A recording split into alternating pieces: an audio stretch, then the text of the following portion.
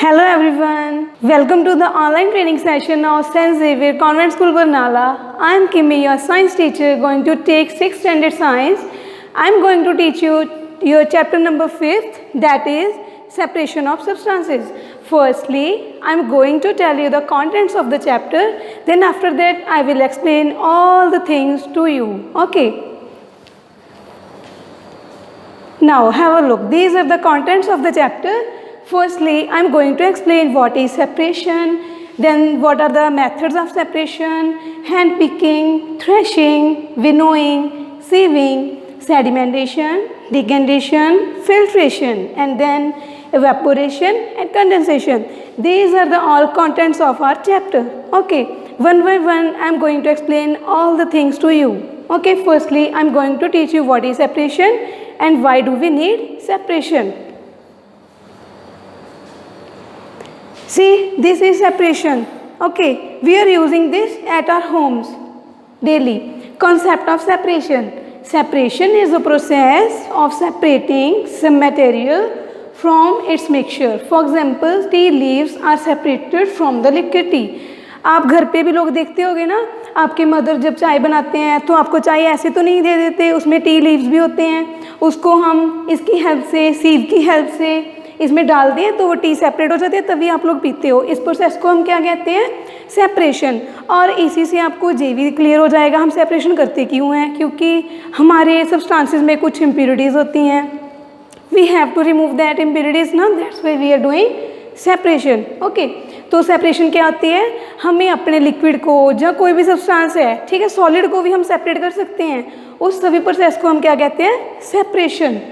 Process of separating some material from its mixture.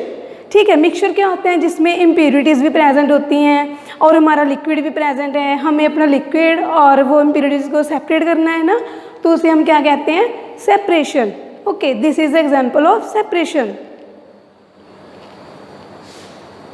This is the first technique to separating grain from the stones. Okay, this method is hand picking.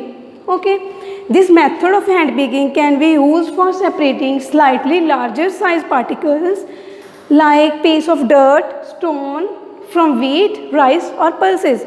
हमारे घर पे चावल होते हैं ना, चावल दाल कुछ भी हम जो खाते हैं, गेहूँ वगैरह होते हैं ना, उसमें छोटे छोटे स्टोन्स होते हैं. जो स्टोन्स को हम हाथ से पकड़ पकड़ के बाहर निकाल सकते हैं ना, उसको हम क्या कहते हैं? Hand picking. आप लोग खुद सोचो, अगर वो स्टोन्स छोटे साइज़ के हों और अगर हमारे हाथ में भी ना आए तो हम ये मेथड यूज़ कर सकते हैं? नहीं कर सकते ना. इसलिए ये मेथड हम कब यूज़ करते हैं? जब वो स्टोन्स हैं उनका साइज़ थोड़ा बड़ा हो. ठीक है. This method of hand picking can be used for separating slightly larger size particles. ठीक है, थोड़े बड़े साइज के पार्टिकल्स होते हैं ना, उसमें हम क्या यूज़ करते हैं? Hand picking. ओके, नेक्स्ट हमारे पास क्या है? Threshing. What is threshing? Like you see, what is threshing? Okay, threshing is a process of loosening the edible part of the grain from the stalk to which it is attached. ठीक है, आप लोगों ने शायद अपने खेत में देखा होगा, जैसे अब मौसम आया था ना कनक का, कनक निकाल रहे थे लोग स्टॉक से. क्या करते हैं? वो जो कनक की बड़ी बड़ी होते हैं ना, ये वाला पोर्शन, इसको उठा के कुछ बड़े से हैवी इसके ऊपर फेंकते हैं, कुछ सरफेस के ऊपर. जब फेंकते हैं, इसके फेंकने से इसकी गेहूँ लग हो जाती है और ये चाफ है वो लग हो जाता है. ठीक है, इस मेथड को हम क्या कहते हैं? थ्रेशिंग. मतलब हम बीट करते हैं हमारे सब्सटेंस को किसी और सब्सटेंस के साथ. जब बीट करते हैं ना, बीट करने से हमारा जो ग्रेन है वो अलग हो जाता है स्टॉक से. ठीक है, उसे हम क्या कहते हैं? Threshing. I hope you understand what is threshing. Okay, threshing is the process of loosening the edible part. Edible part मतलब जो हल्का पार्ट होता है ना, जब हम उसको थ्रो करते हैं, जब बीट करते हैं. जैसे हमारे पास ये नीचे सरफेस दिखाई है ना, इस सरफेस पे हम जो हमारे पास जो ग्रेन का चाफ है उसको हम ऐसे बीट करेंगे. बीट करने से क्या होगा? उसको जो हैवी पार्ट है वो अलग हो जाएगा, जो एडिबल और लाइटर पार्ट है वो अलग हो जाएगा. उससे क्या होता है?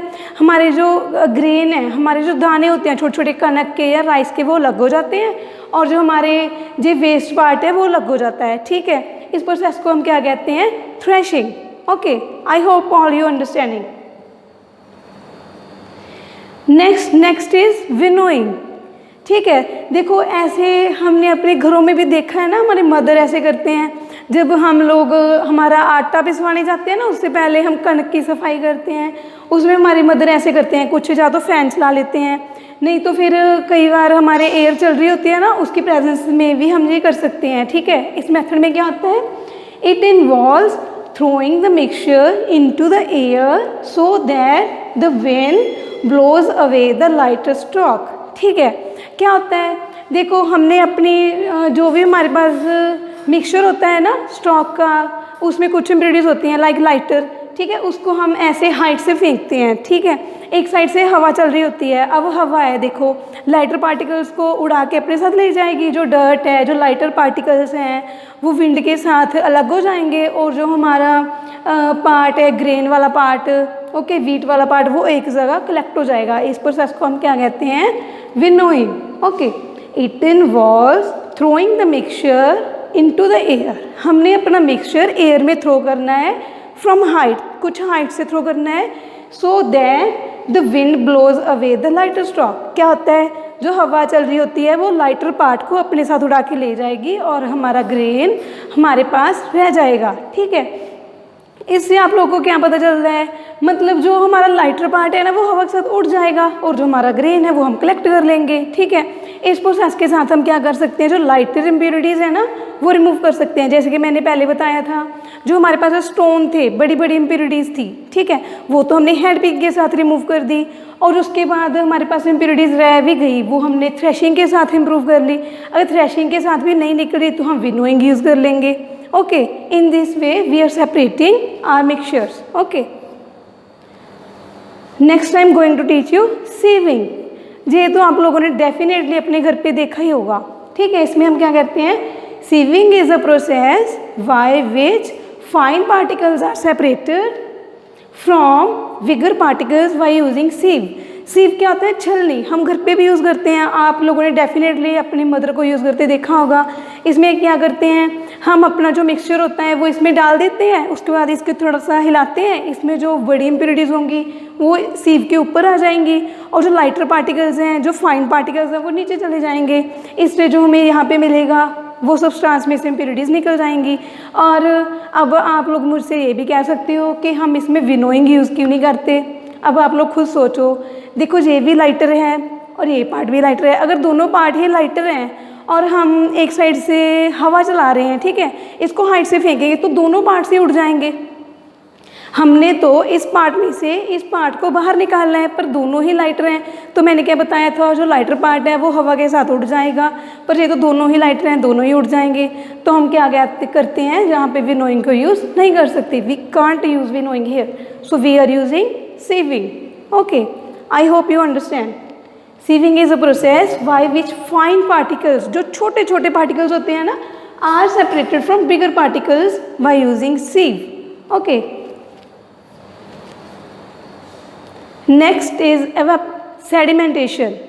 सेडिमेंटेशन आप लोगों ने डेफिनेटली घर पे भी किया होगा। ठीक है, हम कैसे करते हैं, we are taking a beaker. Okay, अगर आप लोग एक्सपेरिमेंट करना चाहते हो तो आप सेडिमेंटेशन कैसे करोगे, ओके, मैं वो एक्सप्लेन कर रही हूँ। ओके, सेडिमेंटेशन कैसे करोगे, we are taking a beaker, put some water in the beaker, then add some soil in that beaker and then mix well with the stirrer and then keep that beaker constantly. Okay, then after some time you will see the particles are going towards down. Okay, this process is called sedimentation। मतलब जो हमारे छोटे छोटे particles होते हैं ना, जब हम लिक्विड को एक जगह पर रख देंगे, उसमें जो उसका वाटर है वो ऊपर आ जाएगा, जो उसके डर्ट है, ठीक है, जो हैवियर पार्टिकल्स है वो नीचे चले जाएंगे। इस प्रोसेस को हम क्या कहते हैं, सेडिमेंटेशन। मतलब हमारे पार्टिकल्स को हमने वाटर में डिसॉल्व करके एक जगह इकट्ठा कर लिया। ठीक है, देखो, when the heavier components in the mixture settles after water is added to it, the process is called sedimentation. देखो क्या होता है, हमने अपने मिक्सचर को वाटर में ऐड कर दिया। ठीक है, जैसे मान लो हमारे पास एक तो शुगर है, शुगर में आपने कुछ सॉइल मिक्स कर ली। ठीक है, अब आप क्या करोगे, शुगर में से सॉइल को अलग तो कर नहीं सकते, ना तो हैंड पिकिंग से कर सकते हो, ना विनोइंग से कर सकते हो, कोई मेथड से भी नहीं होगी। तो आप क्या करोगे, आप ऐसे करना, अपने शुगर को we can mix with water then stir it. Okay, जो सॉइल है आफ्टर मिक्सिंग, जो सॉइल है वो तो नीचे बैठ जाएगी, सेटल हो जाएगी, ठीक है, और जो हमारी शुगर है वो मिक्स हो जाएगी। उसके बाद हम क्या करेंगे, अब इसको यूज़ कैसे करेंगे, उसमें तो सैंड है, तो आप क्या करोगे, इस वाटर को ऊपर से, ठीक है, ऐसे निकाल लोगे उसको एक अनदर बीकर में, और जो नीचे वाले पार्टिकल सेटल हो रखे हैं उनको हम बिल्कुल नहीं हिलाएंगे, ठीक है। इस प्रोसेस को हम क्या कहते हैं, डिकेंटेशन। मतलब जो हमारा ऊपर वाला बिल्कुल क्लीन वाटर है जिसमें शुगर मिक्स है उसको हम अलग से निकाल लेंगे, और जो सेटल डाउन हो गया वो नीचे रह जाएगा, उसको हम क्या कहते हैं, sedimentation. Okay, when the heavier component in the mixture settles after water is added to it, the process is called sedimentation. When the water is removed, the process is called decantation. पहले हमने soil में water mix कर लिया, soil है जो वो settle down हो गई, उसको हम क्या कहते हैं, सेटल डाउन हो गई तो सेडिमेंटेशन। और जब हमने उसके ऊपर वाला जो वाटर था क्लीन वाटर उसको अलग बीकर में निकाल दिया, उस प्रोसेस को हम क्या कहेंगे, decantation. Now I am going to explain filtration. The process of passing a liquid through a filter, that process is called filtration. हमारे पास क्या होता है, कोई मिक्सचर होता है, जैसे कि हमने थोड़ा टाइम पहले किया था ना, हमने वाटर में मड को मिक्स किया था, उसके बाद हम उसको फिल्टर भी कर सकते हैं। कैसे, एक तो हम डिकेंटेशन कर सकते हैं, ठीक है, बट कुछ हमारे पास सब्सटेंसेस ऐसे होते हैं जिसकी हम डिकेंटेशन नहीं कर सकते। डिकेंटेशन तो उसी की होगी जिसकी सेडिमेंटेशन होगी, मीन्स जो पार्टिकल्स सेटल हो जाते हैं अच्छे से उनकी हम डिकेंटेशन कर सकते हैं, उससे भी फिल्ट्रेशन हो जाती है, कोई प्रॉब्लम नहीं है। बट कुछ पार्टिकल्स हमारे पास ऐसे हैं जो सेटल डाउन नहीं होते, ठीक है, उसके प्रोसेस में हमें क्या करना पड़ता है, फिल्ट्रेशन।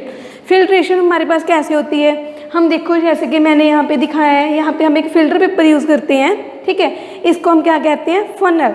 ओके, फनल के बीच में हम एक फिल्टर पेपर लगाते हैं, नीचे हम एक बिकर रखते हैं, ठीक है, यहाँ पे एक ट्राइपॉड स्टैंड लगता है, उस स्टैंड में हम फनल को सेट करते हैं, उसके अंदर फिल्टर पेपर रख के देन हमारे पास जो लिक्विड होता है जिसके अंदर इम्प्योरिटीज़ होती हैं उसको हम इसके अंदर से पास करेंगे। Then after passing we will get pure liquid. Okay, जो इम्प्योरिटीज़ होती हैं that impurities are here on filter paper, ठीक है। जो हमारे पास इम्प्योरिटीज़ आती हैं फिल्टर पेपर के जो ऊपर आता है उसको हम क्या कहते हैं, रेजिड्यू।